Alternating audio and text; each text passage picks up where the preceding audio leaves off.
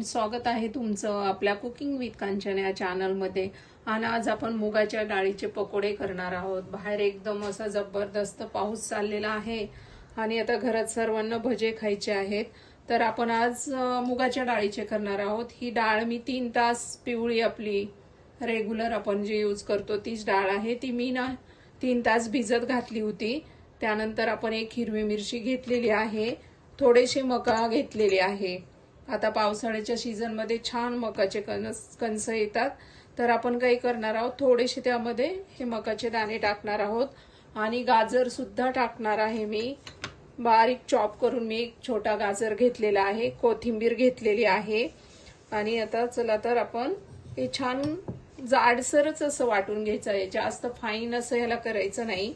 तर आपण काय करूया, मिक्सरच्या भांड्यामध्ये आता हे छान वाटून घेऊया। तर 1 चमचा आपण जिरं टाकूया त्यामध्ये। त्यानंतर ही भिजवलेली मुगाची डाळ घेऊया। कॉर्नचे दाणे तुम्ही अख्खे सुद्धा टाकू शकतात, पण ते काय होतं मग भजे तळताना ना ते तेलात फुटतात आणि अंगावर तेल ओढायची जास्त त्यांनी शक्यता असते। त्यामुळे आपण काय करणार आहोत, थोडे लास्टला याच्यातच क्रश करून घेऊया ते। आता काय करूया, ही एक मिरची पण मी यामध्ये टाकून घेते। जर लहान मुलांना द्यायचं असेल तर नाही टाकली तरी चालते। चला तर मग आता हे आपण ना मिक्सर मध्ये बारीक करून घेऊया।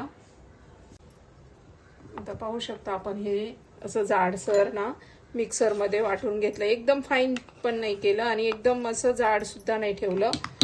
तर आता हे ना मकाचे दाणे सुद्धा आपण ह्यात क्रश करून घेऊया। जर असं एकदा फिरूया आपण त्याला, कारण मला तरी भीती वाटते ते तळताना फुटून तेल अंगावर येण्याची। तर आता ह्याला सुद्धा आपण एकदा फिरून घेऊया। आता पाहू शकता हे आपण मूग डाळ आणि हे वाटून घेतलेलं आहे। आता हे एका बाउल मध्ये काढून घेऊया। त्यात मकाचे दाणे थोडे थोडे आहेत अजून, तर हे तळताना अगदी आपल्याला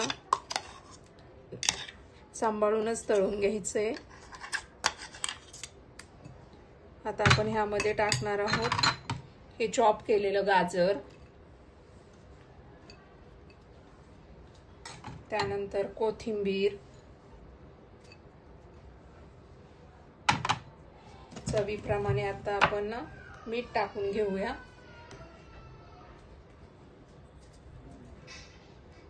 चवीप्रमाणे मीठ, हळद, आपण 1 मिरची टाकलेली आहे। आता कितपत तिखट हवंय आपल्याला त्याप्रमाणे तुम्ही तिखट टाकू शकता। थोडीशी धना पावडर 1 चुटकी, आणि आता भजे म्हटलं की त्यामध्ये ओवा आलाच, थोडासा हातावरती असा क्रश करून आपण ओवा टाकणार आहोत। आणि यामध्ये मी आता एक माझ्या आवडीचं काहीतरी टाकणार आहे साहित्य, त्याने अतिशय छान असे हे ना भजे होतात आणि दाताखाली येतं तर खूपच छान लागते। आपण 1 चमचा ना आता त्यामध्ये बडीशोप घालणार आहोत। बडीशोपने खूप छान लागतात हे मुगाच्या डाळीचे भजे। आता ना आपण ह्याला मिक्स करून घेऊया। यात सोडा वगैरे इनो काही सुद्धा वापरायचं नाहीये। हे असे छान 1-10 मिनिटं भिजू द्यायचं ह्याला, अतिशय छान होतात हे खुसखुशीत असे। छान फेटून घेऊया।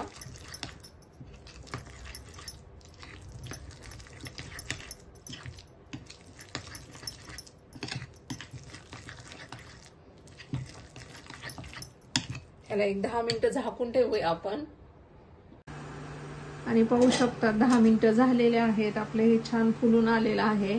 आपण तेल सुद्धा गरम करत ठेवलेलं आहे। चला तर मग आता भजे तळून घेऊया। आता हे तळताना आपल्याला काळजी घ्यायची आहे, कारण हे काय होतं, त्याचे कॉर्न टाकलेलं आहे ना ते ना फुटण्याची शक्यता असते।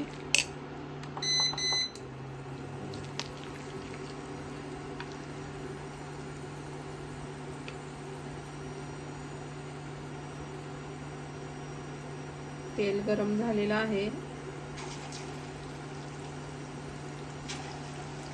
हे टाकायचं आणि थोडा वेळ आपण साईडला थांबायचं, नाहीतर ते अंगावर उडतं तेल। टाकताना सुद्धा चमच्यानेच टाकायचं आहे.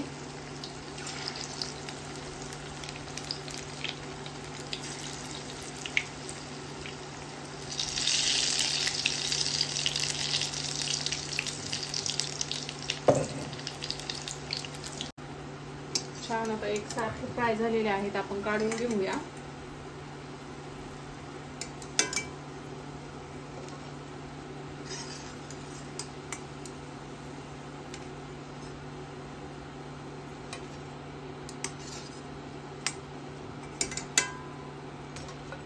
आता सर्व आपण अशा प्रकारेच फ्राय करून घेऊया पकोडे.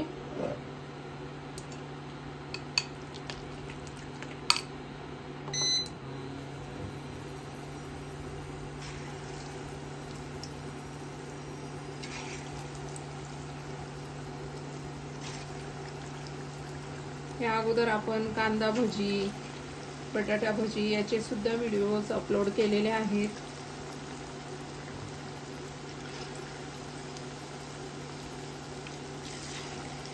मीडियम गॅसवरतीच तळायचे, म्हणजे आजपर्यंत अगदी खुसखुशीत असे फ्राय होतात ते.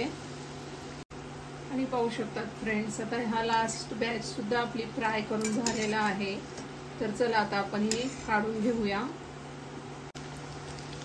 छान असे याला मीडियम टू लो गॅसवरती आपण छान क्रिस्पी करून घेऊया.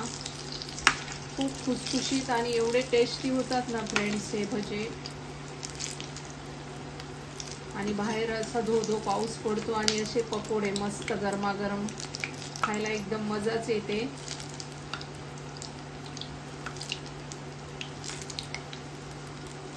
मीडियम गॅसवरती तळायचे, म्हणजे छान खुसखुशीत फ्राय होतात.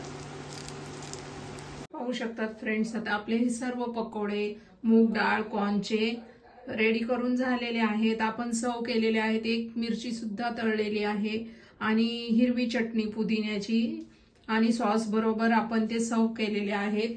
आणि अतिशय क्रिस्पी क्रंची कुरकुरीत असे हे आपले मूग डाळ पकोडे रेडी झालेले आहेत.